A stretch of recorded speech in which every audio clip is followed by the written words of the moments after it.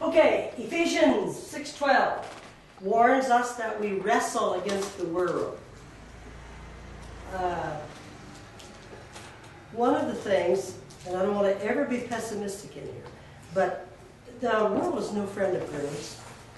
If we expect the world to pat us on the back and be happy with us, probably won't happen. We were once caught in the wheel of the system and walked according to the course, the ion of this world, the cosmos. I talked some about that. Synthesis thinking Christian musicians believe that they can authenticate their music ministry by using the music of the world. It is probably the most perplexing consideration of this. This is a character Hegel too. I have a strange sense of humor. Classical philosophy tends to teach that God is thesis and Satan is antithesis. Well, you know, I believe that. Contemporary Christian musicians often make a Hegelian reconciliation between profane and sacred music. The Bible talks about the problems that come when God's people make no difference between the sacred and the profane. That's not something I thought up here. Contemporary Christian musicians often make this mistake. Music styles that have previously been considered appropriate for the lust of the flesh are now appropriate for the love of the Savior. The problem with that is, if we are a church that is really reaching out to people who have been in sin and sometimes deep sin, although they've been forgiven, they themselves cannot forget where they came from. And therefore, when we drag the old life into public worship, we muddy the message. And I'm philosophically very cautious on that line. That I don't want to do something that will remind a man of when he was hugging up somebody else's wife on a club floor dancing. I don't want to do that. I don't have any reason in church to give him the same diet of music that he had out there, that the thing that the Lord has delivered him from. I don't want to, by style, pull him back in to that pit. Word power, we probably won't. You've got definitions for those. I probably won't go with that. All right, here we go. Now let's go to a different one. I have a question. Yes. I've heard like the argument that Amazing Grace, the traditional tune that we use today, was an old bar tune. I haven't researched it if that's true, and how would we defend that if it's still an association that somebody would associate it with a bar tune? Okay, I don't know. I would have to look into. I think it's Irish. There might have been a time when that was being played in bar tunes. I don't know the answer to that. And what I would say is that if I had been living back then, I would have skipped that one. When it was, if it was, I don't know if it was or not. I don't know, but if it was, there's plenty of other things to do. And so if I know, for instance, when in the 70s they came out with this religious song to the tune of the House of Rising Sun. Well, when I was in college, that was a popular song. There is a house in New Orleans they call the Rising Sun, and it's been the ruin of many a poor boy. God, I know I'm one. It's a song about a house of ill repute. When that came out, I was offended because I came through that and I knew what it meant. The religious song to The Bridge Over Troubled Water, Yeah, the Bridge Over Troubled Water Simon and Garfunkel drug song. Do you know what a silver girl is? It's a heroin needle. Sail on, silver girl, and I'll be right behind. We all knew when I was in college that was a heroin needle. It was a silver girl. You know, if I were to sing this over here, these students, probably none of these students would know what a silver girl is. They'd probably think it's some girl that had a silver skirt on or something. Yeah. But we all knew what a silver girl was. And so therefore, when they put religious words to that, I was offended. So I think there is something to association. And so I think we need, for instance, let's just take somebody that has over the years been a tremendous sex symbol. Donna Summer, Madonna. Okay. If Madonna was singing your religious song, I'd probably skip it. Because there's thousands upon thousands of people that will put a visual image of even now that she's a mature woman, older and everything, of unbelievable sex symbol, unbelievable effect. You know, and so therefore, there's some associations that I would stay away from, even though the style of the music might not be inappropriate for worship. That's my personal feeling about it. Now, a lot of the things they say about, you know, you hear these things about Wesley's tunes being barroom tunes because they were the songs and the familiar with that. yeah. Well, you know what? You know what? That's all hoax. You know what the Foundry was?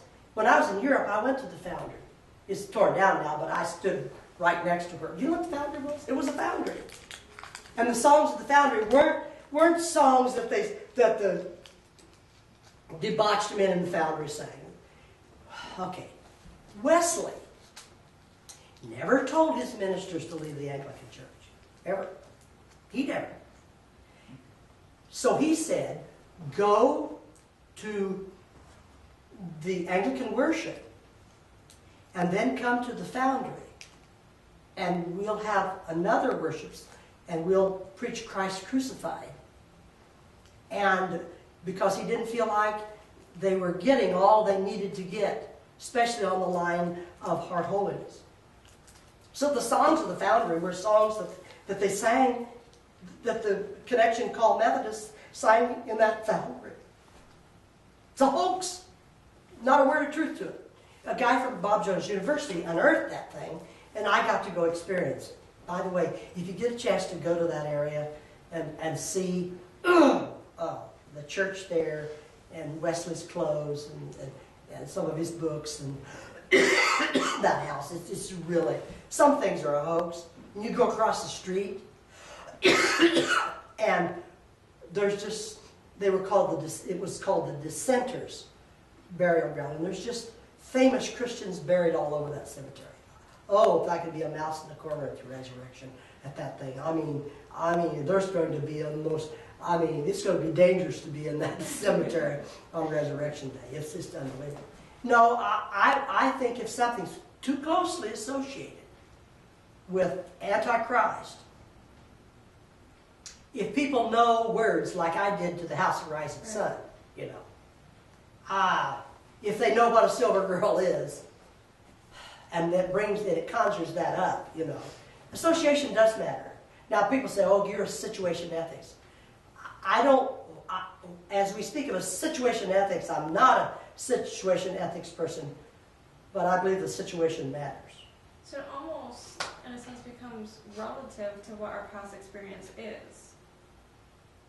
So when we're developing our philosophy of music, and I've heard somebody else has come to me almost challenging, because I listen to this particular style of music and it has Christian words to it, and it doesn't set well with me, and I don't know why. I can't put a finger on it, say this is my philosophy of music, okay, this is what I believe.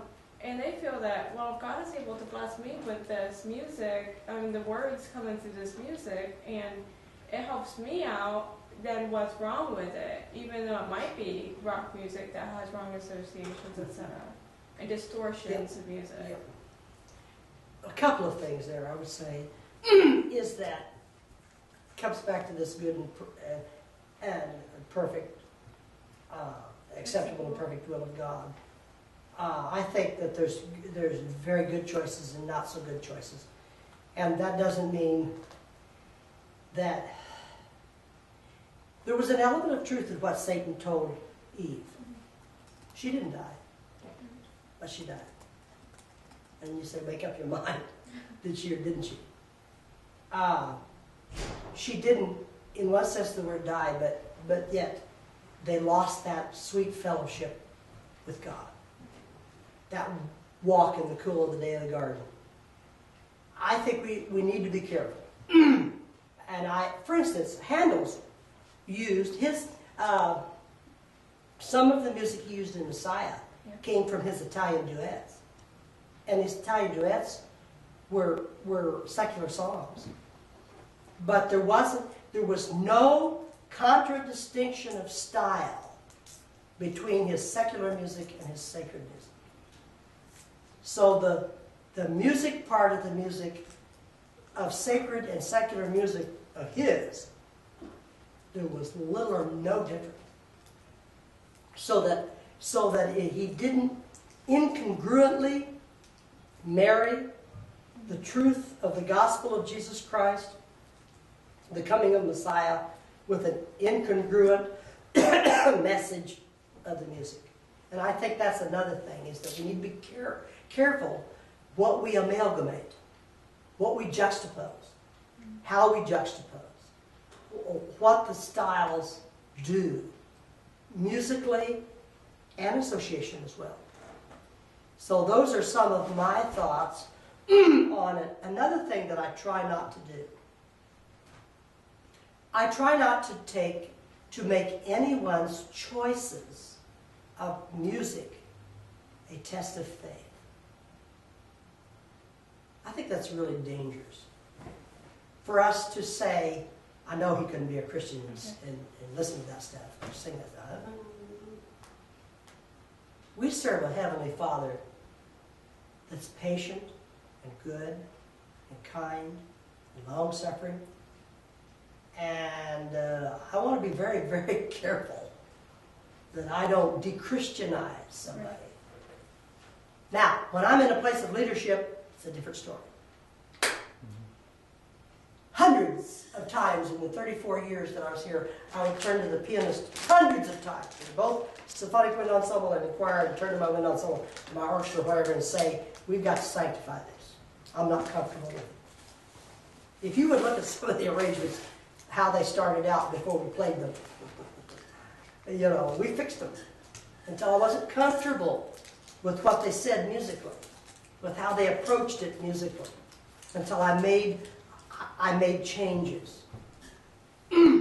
That's just like, I won't, I'll change the words of songs. I'm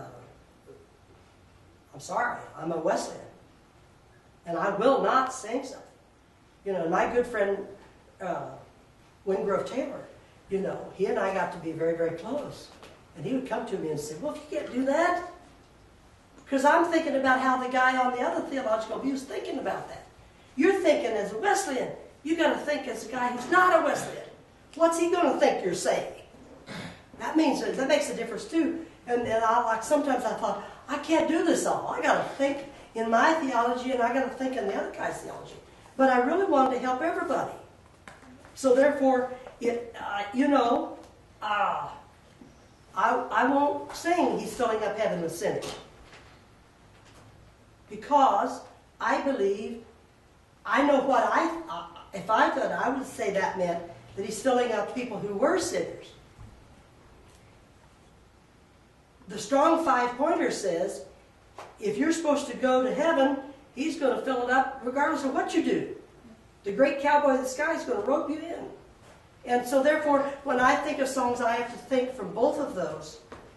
You know, because I think like that every time I sell one of my books to a Wesleyan, I sell 9 to Fundamental Baptists.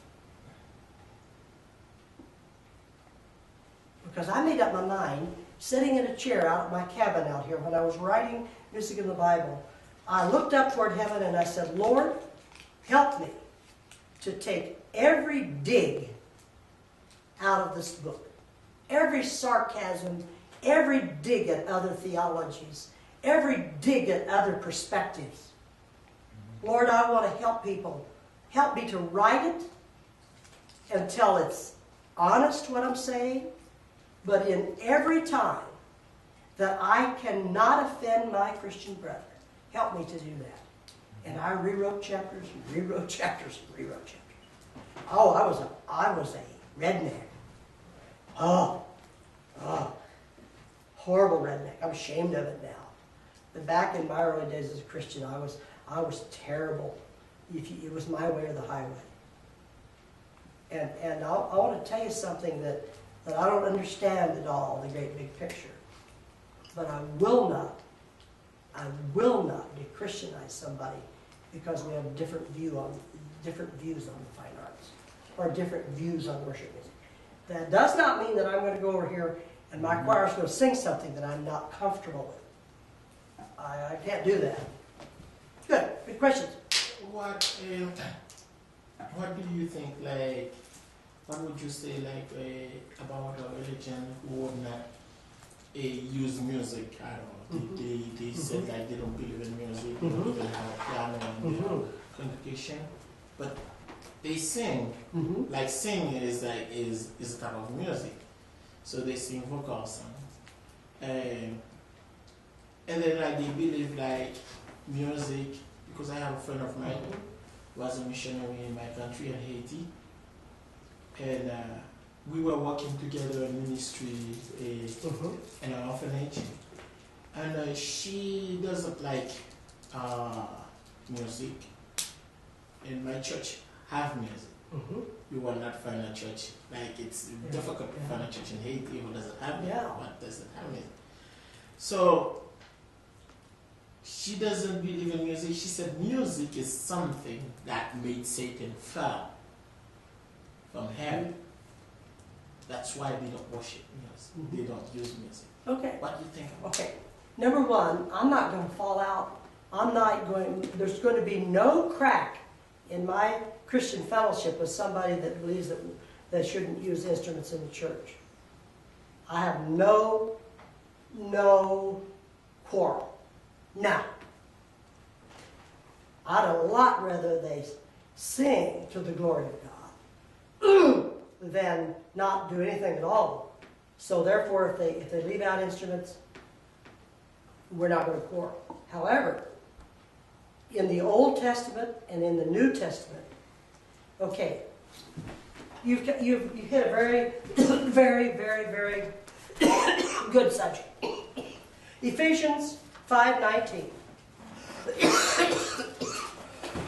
Excuse me. Speaking to yourselves in psalms and hymns and spiritual songs, psalmos, hymnos, pneumatikos ode, singing and making melody. Pasal is the word here, the Greek word.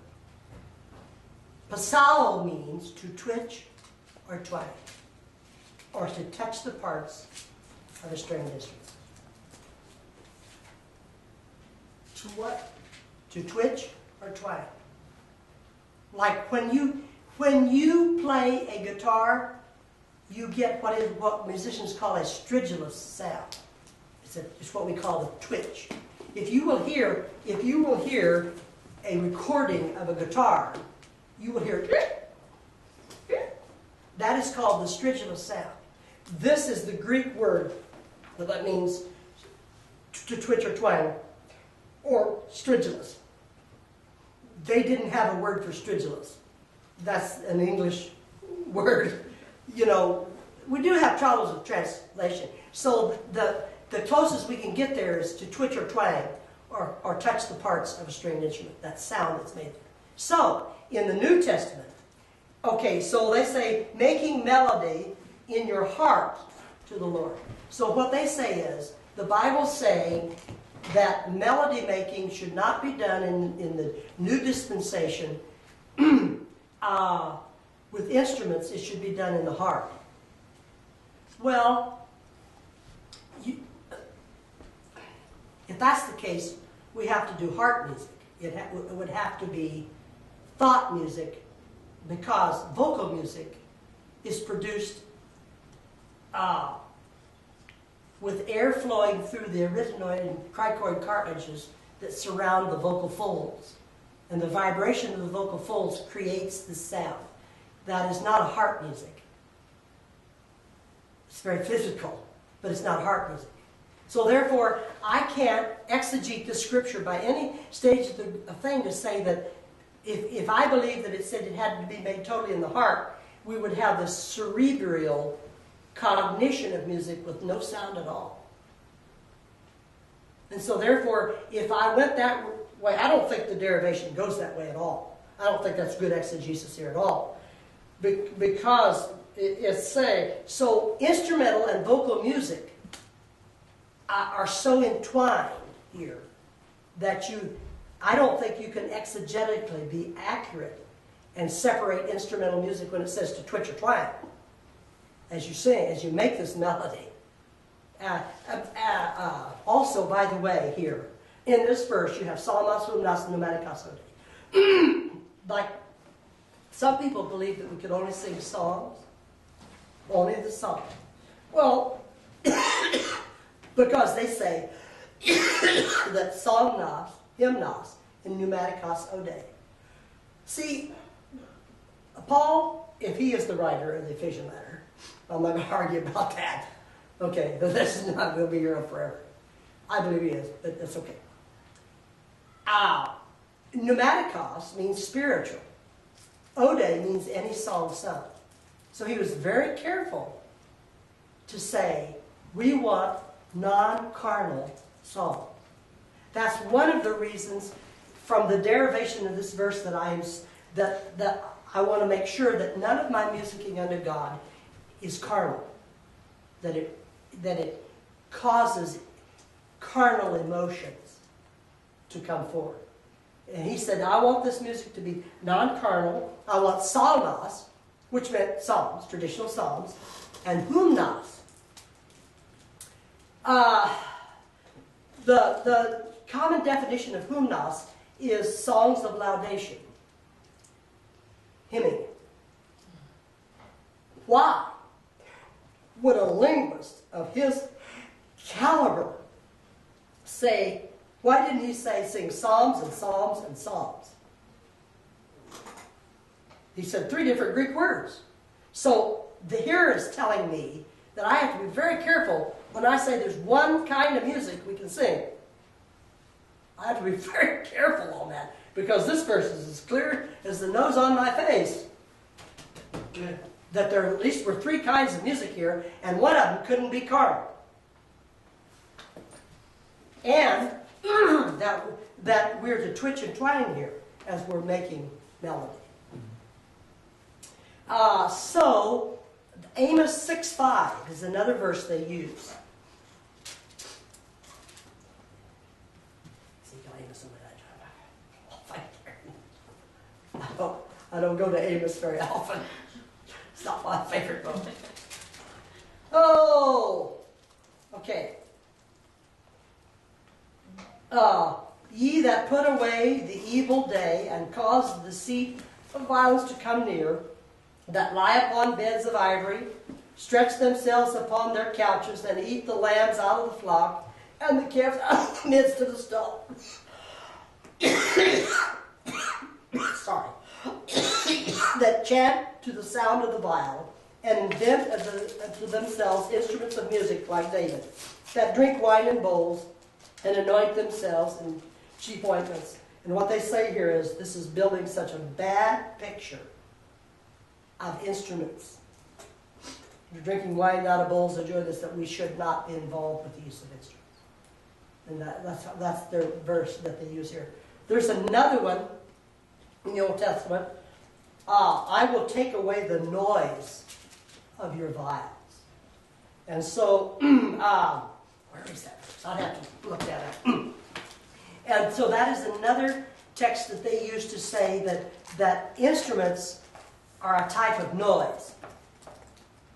And they just produce noise as far as God is concerned. And so therefore we shouldn't use instruments because they create noise. I cannot deny anybody the use of instruments. I can't, because I believe they're so hooked together. One of the chapters in my book, Music of the Bible, goes into this, those scriptures that lots of times when we read the King's English, we have a very imperfect understanding of what those English words mean that were translated. And that's gotten us into trouble. And by the way, a lot of the newer translations haven't solved these problems. You know, yes? I think, I don't know if I'm right in this, but I think even whether or not we want to use instrument in church, if the sounds or of an instrument is something that God doesn't use and stuff like that, even we don't use instrument in church, we still use instrument in a sense, because that even when we're walking, our feet make noise, like our feet like make noise, like, you know, like you walk this is a noise, like if you don't use instrument because of the sound. Yeah, I agree with you. I do not personally believe there is any justification to deny a fellowship of believers the use of instruments in church. I just think it's so hooked together in the Bible. And so many times when it's talking, okay, all right. 1 Samuel 16. This is really important. Oh, 1 Samuel, 1 Kings. Oh, 1 Samuel, I think it's 16.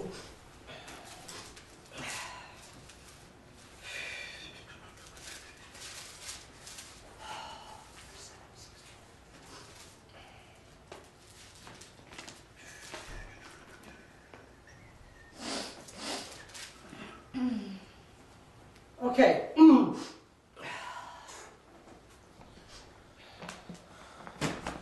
Okay, let's start here on verse 16. Let our Lord now command thy servants which are before thee to seek out a man who is a cunning player of a harp. And it shall come to pass when the evil spirit, God allows the evil spirit to come upon Saul. That's what this is saying. Not that God has an evil spirit. That's our misunderstanding of the King's English. That he will play with his hand, nagan im yad. In other words, it is reputed that when it says harp, it means the kinnor, the handheld lyre.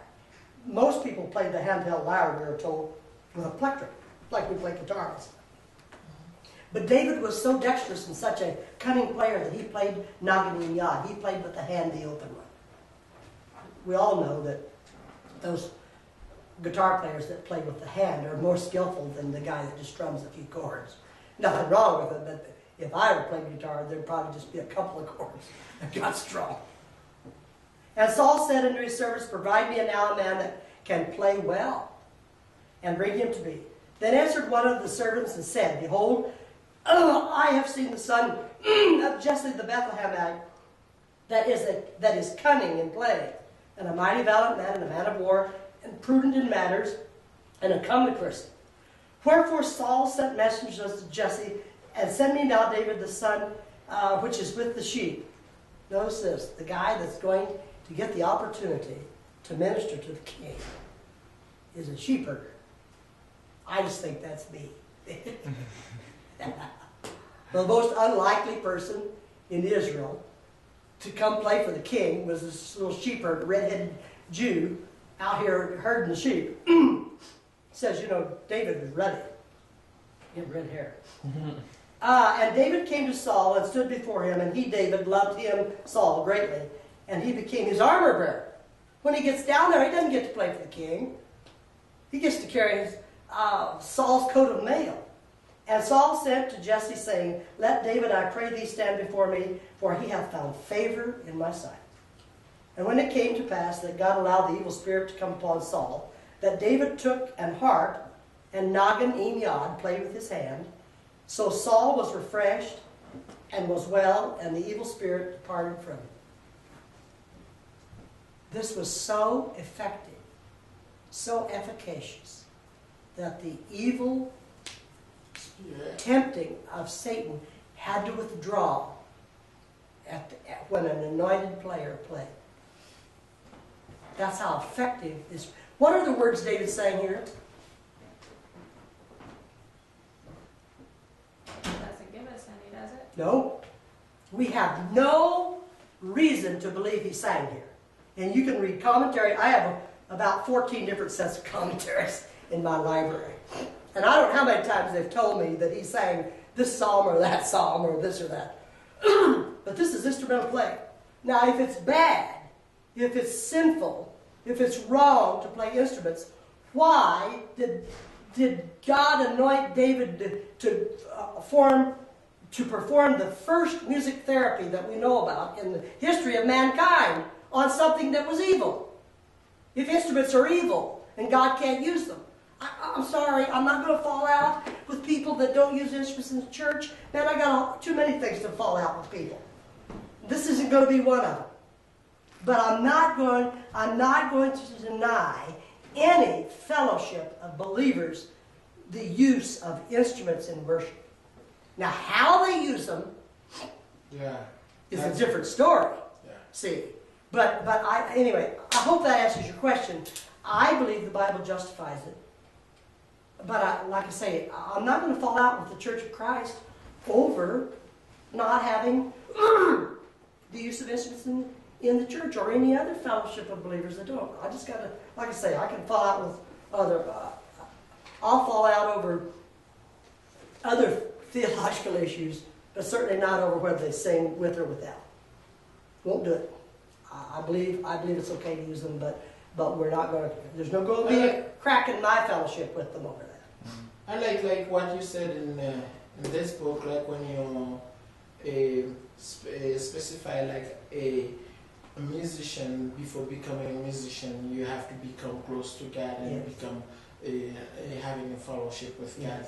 Yes. Something like that, because like I experienced that like in C. I'm not a musician. I'm a preacher and I'm a minister and a great person. But like I see that in my church, the church that I'm in. Some musician, because of carnality, carnality, Right. they so passionate with the music. Right. After the music is over, church is over too. Yeah. Music is over. They are not Too bad about the preacher. they're not focusing Well, on you the see, preacher. the Bible listening. talks about that they worship the creature, which but means not the created. creator. Yeah. But that means rather than the creator. And so I know a lot. Matter of fact, WGUC, I was listening the other morning to WGUC. It's the classical station here. And they were having their fund drive. And a guy came on and said, I look to music like many people look to religion for the sense of awe. So music is my religion. Believe me, a post went on my blog next day or two about that. They're worshiping music. A lot of people that quote Ephesians 5:19 don't know that there's a 5:18. Listen to this.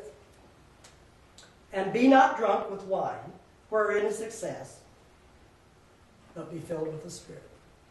And then it has one of the New Testament's most famous and powerful discourses on music. And so I tell my choirs, my bands, and people, remember, before 5:19, There's there's a 5:18. Yeah.